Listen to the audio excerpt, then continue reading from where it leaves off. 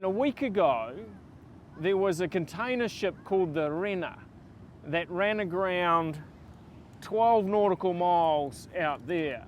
This dodgy Greek boat, it's got a Filipino minimum wage captain running the thing, and it's his birthday party. So he's drunk on his birthday as they work their way around this reef system.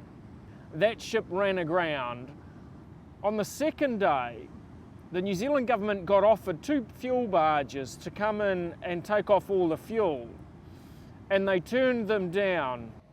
Now, in those first 4 days was dead calm water, and it would have been easy to work on that vessel. Instead, they left it, and then on day 5, when the fuel barge finally turned up, a storm came through and smacked the boat to bits. It was on day 7 the government finally took ownership of this and called in the army. You've also got a couple of Air Force helicopters floating around here, and the military is starting to make its presence known.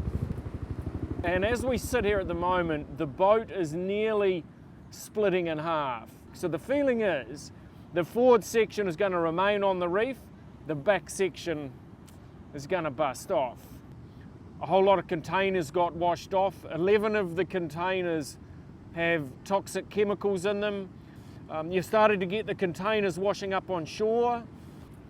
The company that owns this vessel is called MSC. It's some dodgy Greek company that also runs cruise liners. And there's this great quote that they put out on the latest cruise liner that they launched. And it said, as she gently caresses the waves, she's in perfect harmony with the environment. Now that same company is responsible for what's out here. We have 20-kilometre stretch of beach here, all the same as this. Oil slick that has come in over the last 12 hours. And you can smell it here, like this smells atrocious. And what is unfolding here is an absolute tragedy.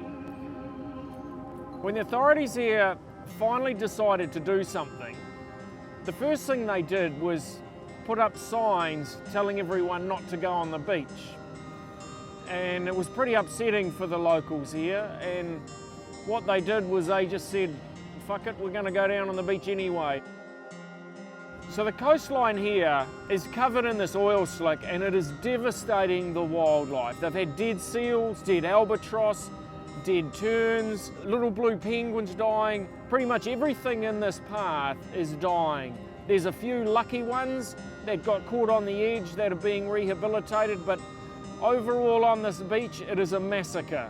It breaks your heart to come in and see a beach that you dived and fished on when you're a kid, and then to see it destroyed like this.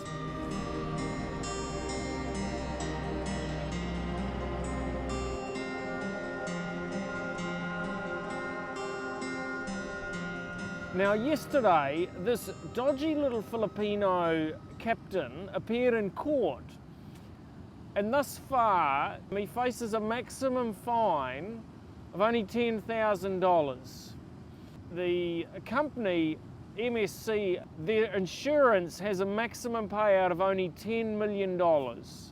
They should be paying $1 billion. This coastline is very special to New Zealand, and to see these people here having their, as one Māori fella said today, this is his fridge, and his fridge has been destroyed with what's happening here. Thus far there's been 750 tonnes they believe has been released.